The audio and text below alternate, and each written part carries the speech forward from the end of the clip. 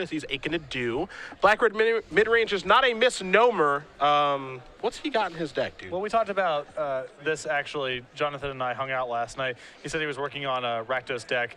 Lightbane Zombie, Desecration Demon, Stormbreath Dragon, Zava, the Blood Witch, Pack Rat, alongside Rakdos Return with Baravos, Thoughtseize, Anger the Gods, Dreadbore. So a lot of removal spells and some high-quality threats. See Thoughtseize here from Job. He's going to go down to 18. He's going to see a hand of Searing Spear, War Leader's Helix, Magma Jet, Sacred Foundry, Boros Guildgate, Mountain. Yes, Forrest Mead is playing Red-White Burn, playing a deck list that's very similar to what won in Seattle last weekend, but this deck is really starting to pick up a little bit here. Mead, former Star City Games employee, used to be a buyer for us before he took another job and moved out to this area.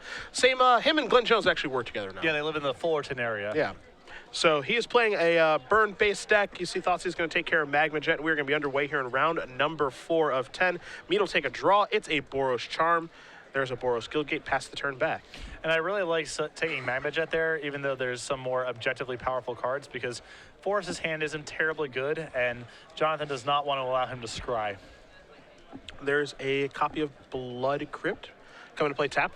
Pass the turn back over to Mead, who draws a Mutavault for the turn. We'll see if he wants to deploy that land or just play a mountain, and he will play the mountain before passing the turn back to Job, who will take a draw here.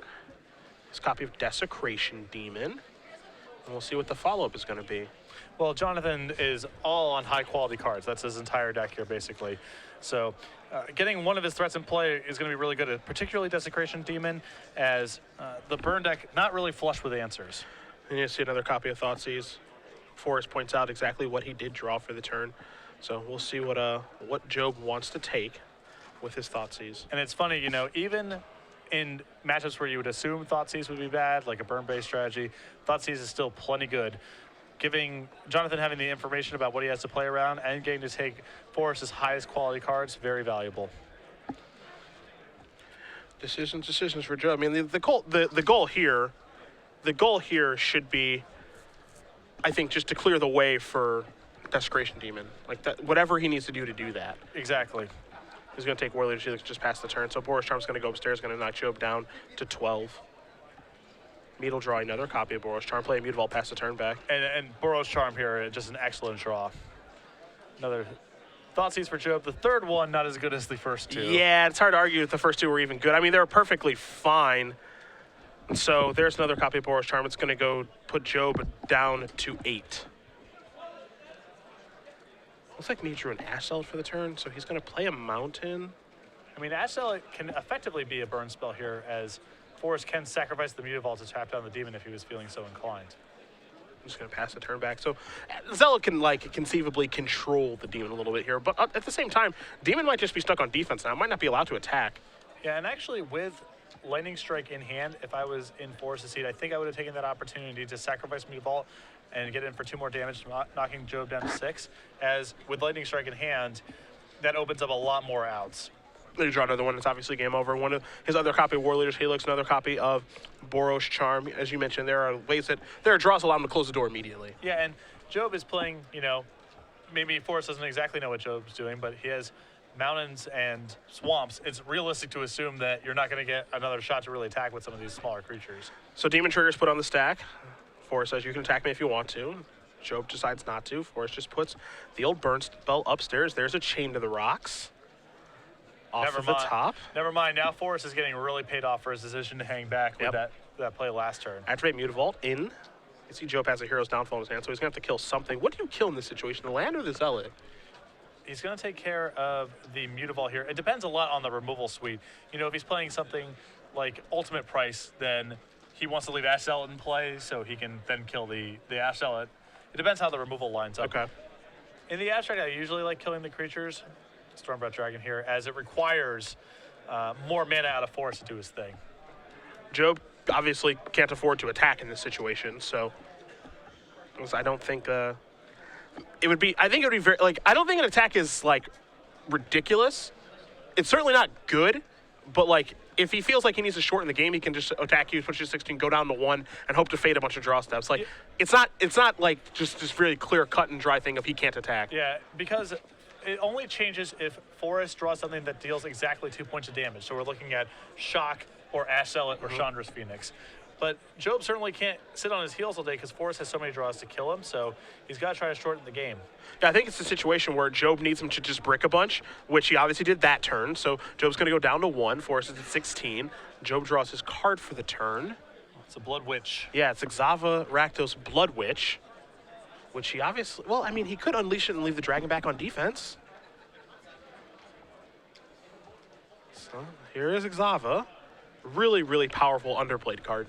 Yeah, absolutely. I hope this thing gets its run in standard while it's here because this card is absolutely bonkers. There's a lot of really good gold cards in Ravnica Block, and some of them have seen very little play. Mead draws his card.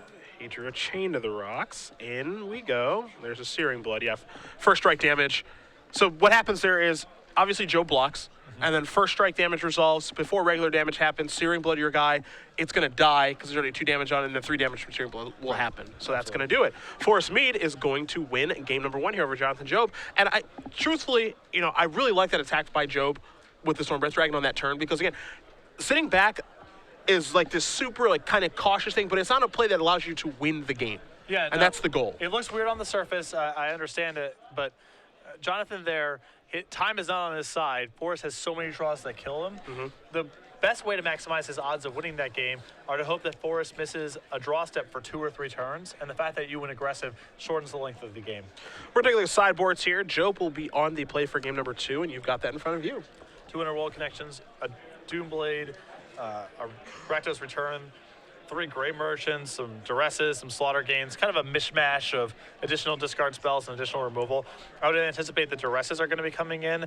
I also think Grey Merchant obviously is, even just draining for 2 is pretty valuable in this matchup.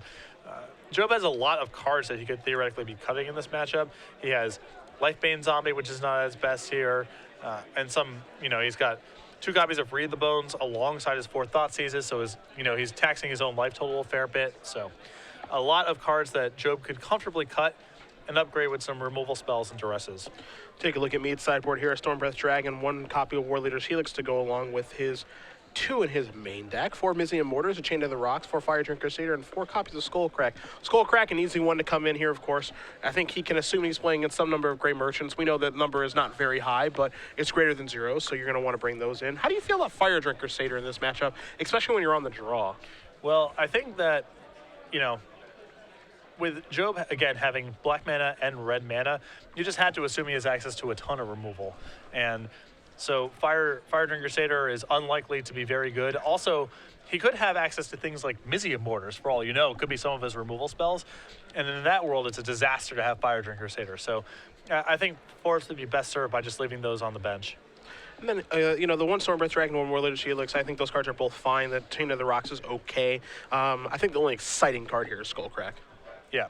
And Skullcrack even, you know, I'm dubious about bringing in against removal-heavy decks to begin with, because the fight is often about Desecration Demon, and whenever you're cutting creatures from your deck to add in Skullcracks, you just land in more draws where they have Demon on 4 and you just don't have the tools to power through it.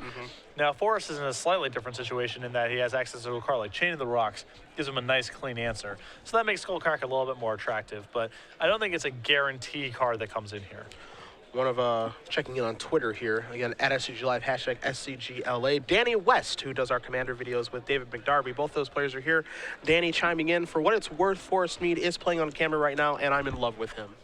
Okay. Isn't that adorable? That is very nice. It's a very nice thing to say, It's a good Danny. sentiment. Not enough of that gets said in the Magic community. I agree with you.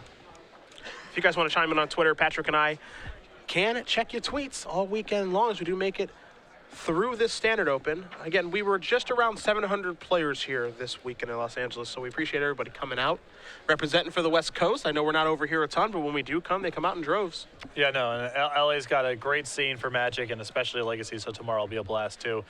A big problem that I think that Job has, you know, structurally in the matchup is there's almost no way for him to modify his deck in such a way that Searing Blood isn't good against him.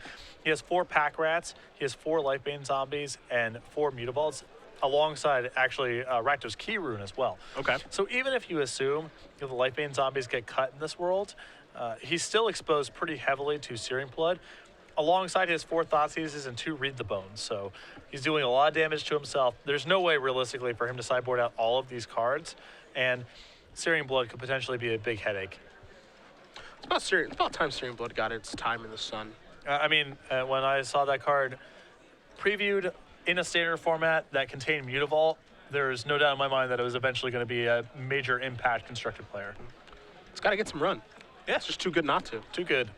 And, the concern with those kind of effects is, well, what happens when it's dead? I'm playing against control decks with no creatures. I have this thing stranded in my hand. But in a standard format where the most powerful card is Mutavault, which is my opinion, even the control decks are going to have targets for that card. Yeah.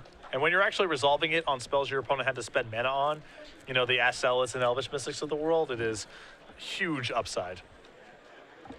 Well, game 2 will be underway here in just a moment. Jonathan Job on your right, he will be on the play with his black-red mid-range. You can kind of classify it as mono-black devotion with a splash of red. We've seen decks like this starting to crop up a little bit here, splashing for Rakdos' return in slaughter games. I don't know if you can, once we're in Stormbreath Dragon territory, I don't think it's fair to say we're splashing red. This is a black-red deck. Fair enough.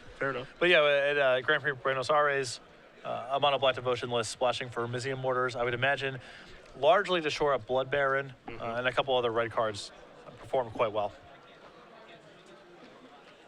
So 7 cards coming for both players. We'll see if they're able to keep their 7 and have a good quality game here in game number 2. Yeah, Job looks like he's happy. I think Job's best game plan here is duress effects into a demon. Yeah. Or one of his large creatures. Stormbreath Dragon isn't even particularly easy for the red-white burn list to answer. Yeah, it's 4 toughness is kind of the flashpoint. And pro-white means that Chain of the Rocks doesn't. For the bigger stuff, Chain of the Rocks is supposed to clean that up. So. That and War Leader's Helix, and neither obviously get the job done in this Absolutely. matchup. So Mead's going to take a mulligan here. Question I actually have about the burn deck, because I haven't got to see it very much, played against it a couple times on Magic Online, is how well does this deck mulligan? It's pretty poor. You do have a couple high-impact cards. Chandra's Phoenix can be really powerful when you mulligan, because in this deck, getting it back and recasting it's a pretty easy thing to do. And you also have a couple cards. Stormbreath Dragon is a high-impact card. Mutavault can be both a land and a spell in a lot of spots, but since you're trying to build up a critical mass, mulliganing is pretty rough. You're really leaning on your scry effects to tighten up your draw steps to make sure you have enough resources to work with. Mead is happy enough with his 6 cards. We're underway in game number 2 as Job is going to play a Rakdos Guildgate before passing back. Yeah, 2 Guildgates in this list alongside the Temples and Blood Crypts. Was curious to see if Forrest was going to bring in Fire Drinker Satyr, and he did do that. Maybe the thought process here is that he thinks Job's just going to bore out a bunch of removal. Here's a Pack Rat. So Mead is going to take a draw. It's an Ash's Zealot. Yeah. Also the creatures are really valuable in overcoming mulligans. Yeah, sure. When your deck's all spells, it's very hard to mulligan, but when you have Ash Zealots and you can kind of play a normal game, it's not nearly as bad. There's Lightning Strike from Mead. He says, get that Pack Rat out of here. I don't want to deal with that thing. In with the Fire Drinker Satyr. Passes the turn back. So as Job takes his turn here, another question for you. A lot of interesting decisions happening throughout this match. You see a Duress here. Going to show a Chain of the Rocks and Mortars, Ash Zealot, and a Temple of Triumph. Do you like striking there first, or do you like attacking the Fire Drinker Satyr, maybe offering up the trade? I would have played Ash Zealot that turn and attacked with both. Yeah? Yeah, because, your Fire Drinker Satyr probably just does not have a very long shelf life. There is some chance that Job just does not block, and you're actually happy even in that world because you hit for 4, and you have the tools to deal with Pack Rat in hand. So I would have just attacked for 4. If Job blocks and trades his Pack Rat for your Satyr, that's fine. And if he doesn't block, then arguably that's even better for you. Okay. It seems like turn 2 would be so easy, but there's actually just 3 decisions to be made there. Do you Lightning Strike pre-combat or at all? Mm-hmm. Do you attack with the Satyr and then offer up the trade, or do you just play Ash Zealot and jam for 4? Yeah. There's also an argument to even pump the Satyr if Job doesn't block there instead of Lightning Striking, because you can deal with the second Pack Rat token the following turn. Sure. So there's a lot of permutations to that last turn. Well, there is the Ash Zealot we spoke of. It's going to come across. You see Mead is going to play Temple of Triumph, leave the card on top, pass the turn back over to Job, who after resolving his duress took that Chain of the Rocks. He knows about the cards in Mead's hand. Here's a Lifebane Zombie. You see a Mizium Mortars and a Stormbreath Dragon. See what Mead kept on top. Wouldn't be surprised if it's just another land. It's actually an Ash Zealot. He's going to come into the red zone here. I like not offering up the Satyr here, as you can Mortars next turn if Job doesn't do anything. Job going to draw his card. It's a Blood Crypt. Now, he does have 2 copies of Grey Merchant of Asphodel in his hand. The question is, can he get to them? Blood Crypt going to come and play tap, pass the turn back. And even if he does get to them, are even going to be good enough? I mean, Yeah. we're not talking about some big gray merchant here. There's Mortars to clear out the zombie. Here's an attack for 6. Going to put Job down to 4. Job needs to draw a land to even get himself back into this game. It's a duress. Shows 2 gray merchants and extends the hand. So Forrest Mead with red-white burn dispatches Jonathan Job very quickly. Him and his black-red mid-range deck have a loss. Very